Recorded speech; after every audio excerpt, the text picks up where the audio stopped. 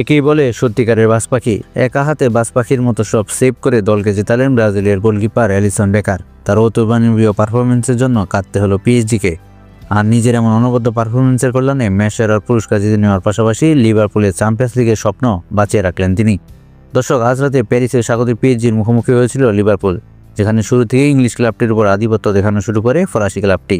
একের পর এক শট নিয়ে নাস্তানুবোধ করার চেষ্টা চলমান থাকে তাদের। তবে তাদের সামনে দেয়াল হয়ে দাঁড়ায় লিভারপুলের ব্রাজিলিয়ান গোলকিপার এলিসন বেকার।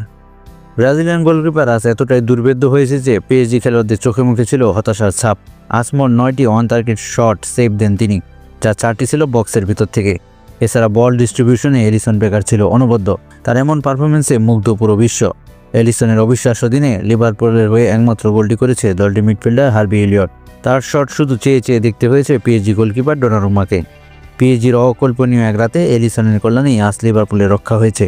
মৃত্যুকূপ থেকে সত্যিকার অর্থে স্বস্তি নিয়ে ফিরেছে আর্নে স্লটের দল। আজ রাতে এলিসন বোধহয় এটাই প্রমাণ করলেন তিনি সত্যিকারের বাজ পাখি। তো বন্ধুরা, কেমন লাগলো এলিসনের পারফরমেন্স জানিয়ে দিন কমেন্ট করে।